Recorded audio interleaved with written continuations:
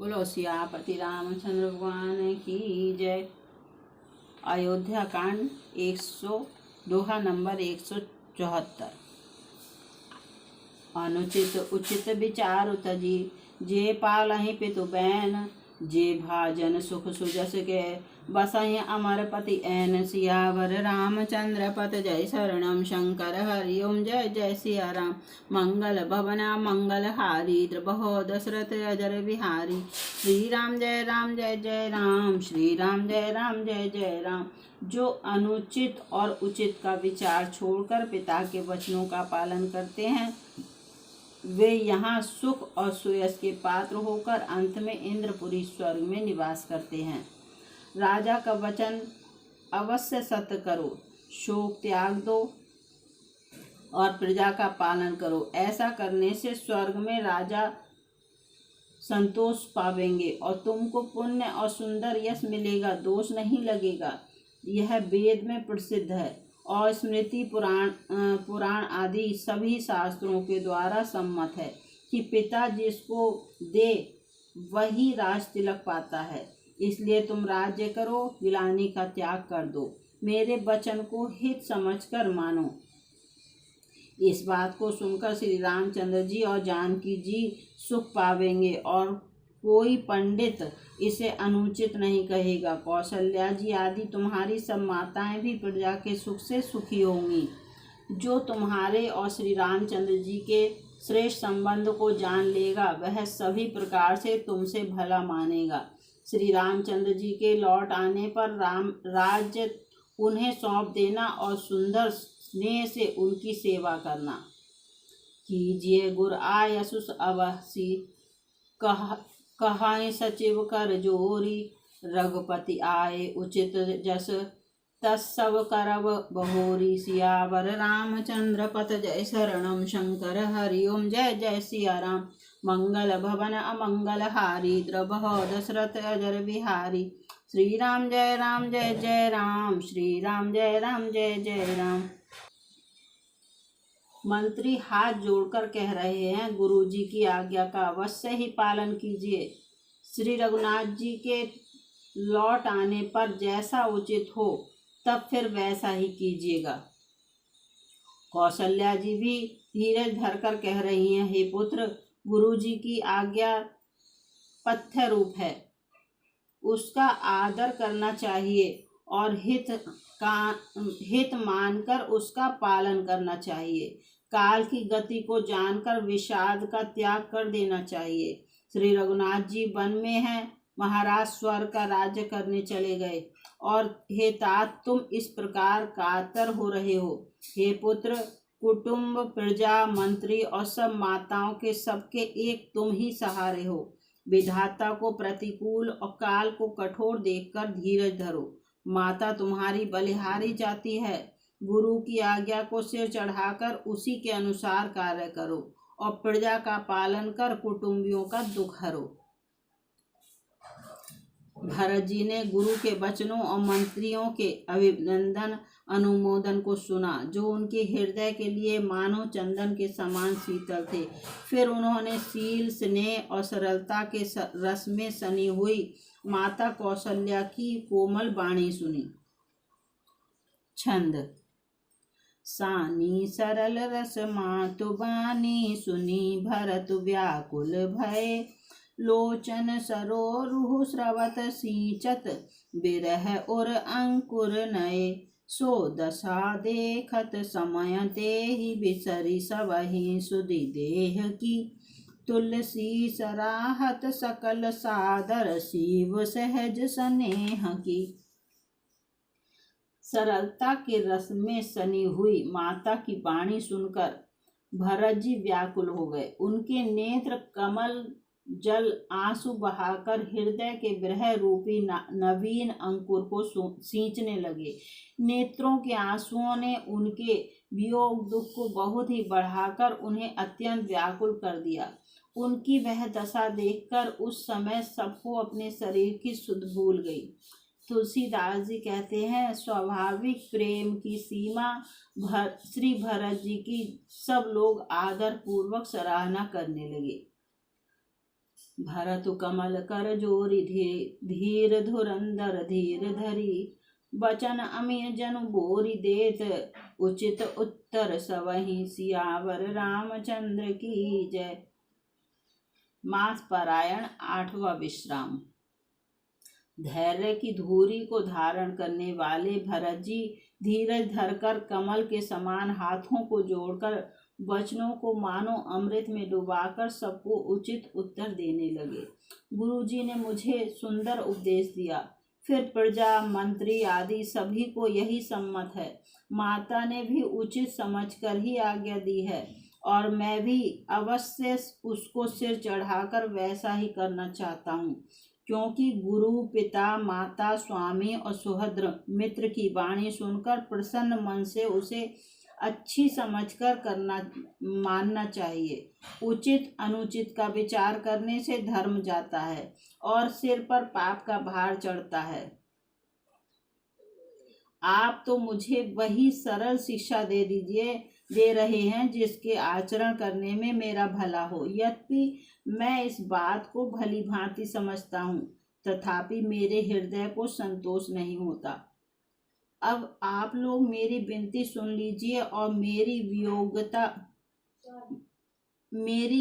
योग्यता के अनुसार मुझे शिक्षा दीजिए।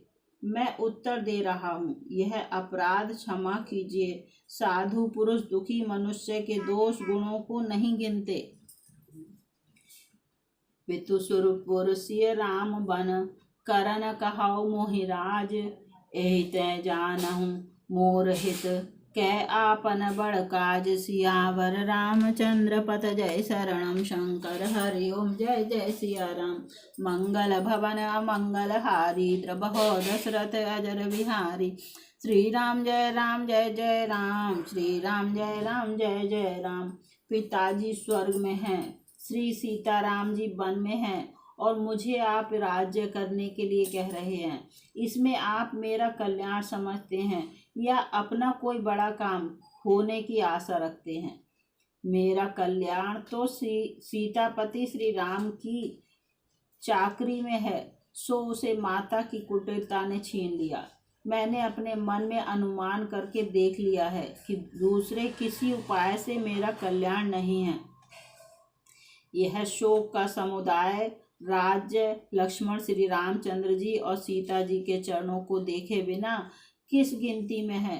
इसका क्या मूल्य है? जैसे कपड़ों के बिना गहनों का बोझ व्यर्थ है, वैराग्य के बिना ब्रह्म विचार व्यर्थ है। रोगी शरीर के लिए नाना प्रकार के भोग व्यर्थ हैं। श्री हरि की भक्ति के बिना जप और योग व्यर्थ है। जीव के बिना सुंदर देह व्यर्थ है। वैसे ही श्री रघुनाथ जी के बिना मेरा सब कुछ व्यर्थ है। मुझे आज्ञा दीजिए, मैं श्री राम जी के पास जाऊं। एक ही आंख निश्चय पूर्वक मेरा हित इसी में है और मुझे राजा बनाकर आप अपना भला चाहते हैं। यह भी आप स्नेह की जड़ता मोह के बस होकर ही कह रहे हैं। कई सुअ कुटिल मति राम विमुख गत लाज। तुम चाहत सुख मोह बस मोह से अधम के राज। सियावर रामचंद्र पत जय शरणम शंकर हरि ओम जय जय सिया राम। मंगल भवन मंगल हारी द्रबहो दशरथ अजर बिहारी। श्री राम जय राम श्री राम जय जय राम। कैकई के पुत्र कुटिल बुद्धि राम विमुख और निर्लज मुझसे अधम के राज्य से आप मोह के वश होकर ही सुख चाहते हैं। मैं सत्य कहता हूँ, आप सब सुनकर विश्वास करें। धर्मशील को ही राजा होना चाहिए। आप मुझे हट करके ज्यों ही राज्य देंगे त्यों ही पृथ्वी पाताल में धंस जाएगी। मेरे समान पापों का घर कौन होगा, जिसके कारण सीता जी और श्री रामचंद्र जी वनवास हुआ। राजा ने श्री राम जी को वन दिया और उनके बिछुड़ते ही स्वयं स्वर्ग को गमन किया, और मैं दुष्ट जो सारे अनर्थों का कारण हूँ, होश हवास में बैठा सब बातें सुन रहा हूँ। श्री रघुनाथ जी से रहित घर को देखकर और जगत का उपहास सहकर भी ये प्राण बने हुए हैं। इसका यही कारण है कि ये प्राण श्री राम रूपी पवित्र विषय रस में आसक्त नहीं हैं। ये लालची भूमि और भोगों के ही भूखे हैं। मैं अपने हृदय की कठोरता कहाँ तक कहूँ, जिसने वज्र का भी तिरस्कार करके बड़ाई पाई है। कारण तै काजू कठिन होई दोष नहीं मोर, कुलिस अस्थित उपलत लोह कराल कठोर, सियावर रामचंद्र पत जय शरणम शंकर हरि ओम जय जय सिया राम। मंगल भवन मंगल हारी द्रबहो दशरथ अजर विहारी, श्री राम जय जय राम, श्री राम जय जय राम। कारण से कार्य कठिन होता ही है, इसमें मेरा दोष नहीं। हड्डी से वज्र और पत्थर से लोहा भयानक और कठोर होता है। कैकई से उत्पन्न देह में प्रेम करने वाले ये पामर प्राण भर पेट पूरी तरह से अभागे हैं। जब प्रिय के वियोग में भी मुझे प्राण प्रिय लग रहे हैं, तब अभी आगे मैं और भी बहुत कुछ देखूं सुनूंगा। लक्ष्मण श्री राम जी और सीता जी को तो बन दिया, स्वर्ग भेजकर पिता का कल्याण किया, स्वयं विधवापन और अपयश लिया, प्रजा को शोक और संताप दिया, और मुझे सुख सुंदर यश और उत्तम राज्य दिया। कैकई ने सभी का काम बना दिया। इससे अच्छा अब मेरे लिए और क्या होगा। उस पर भी आप लोग मुझे राज तिलक देने को कहते हैं। कैकई के पेट से जगत में जन्म लेकर यह मेरे लिए कुछ भी अनुचित नहीं है। मेरी सब बात तो विधाता ने ही बना दी है, फिर उसमें प्रजा और पंच आप लोग क्यों सहायता कर रहे हैं। ग्रह ग्रहित पुनि बात बस, तेहि पुनि बीछी मार, तेहि प्याय बारुनी, कहो काह उपचार, सियावर रामचंद्र पत जय शरणम शंकर हरि ओम जय जय सिया राम। मंगल भवन मंगल हारी द्रबहो दशरथ अजर बिहारी, श्री राम जय जय राम, श्री राम जय जय राम। जिसे कुग्रह लगे हों अथवा जो पिशाचग्रस्त हो, फिर जो वायु रोग से पीड़ित हो और उसी को फिर बिच्छू डंक मार दे, उसको यदि मदिरा पिलाई जाए तो कहिए यह कैसा इलाज है। कैकई के लड़के के लिए संसार में जो कुछ योग्य था, चतुर विधाता ने मुझे वही दिया, पर दशरथ जी का पुत्र और राम का छोटा भाई होने की बड़ाई मुझे विधाता ने व्यर्थ ही दी। आप सब लोग भी मुझे टीका कढ़ाने के लिए कह रहे हैं। राजा की आज्ञा सभी के लिए अच्छी है। मैं किस किस को किस प्रकार से उत्तर दूं। जिसकी जैसी रुचि हो आप लोग सुखपूर्वक वही कहें। मेरी कुमाता कैकई समेत मुझे छोड़कर कहिए, और कौन कहेगा कि यह काम अच्छा किया है। जड़ चेतन जगत में मेरे सिवा और कौन है जिसको श्री सीताराम जी प्राणों के समान प्यारे ना हों। जो परम हानि है उसी में सबको बड़ा लाभ दिख रहा है। मेरा बुरा दिन है, किसी का दोष नहीं। आप सब जो कुछ कहते हैं सो सब उचित ही है, क्योंकि आप लोग संशयशील और प्रेम के बस हैं। राम माति सुटि सरल चित, मोह पर प्रेम विशेषी, कहाँ सुभाय स्नेह बस, मोरि दीनता देखी, सियावर रामचंद्र पत जय शरणम शंकर हरि ओम जय जय सिया राम। मंगल भवन मंगल हारी द्रबहो दशरथ अजर बिहारी, श्री राम जय जय राम, श्री राम जय जय राम। श्री रामचंद्र जी की माता बहुत ही सरल हृदय हैं और मुझ पर उनका विशेष प्रेम है, इसलिए मेरी दीनता देखकर वे स्वाभाविक स्नेहवश ही ऐसा कह रही हैं। बोलो सियापति रामचंद्र भगवान की जय।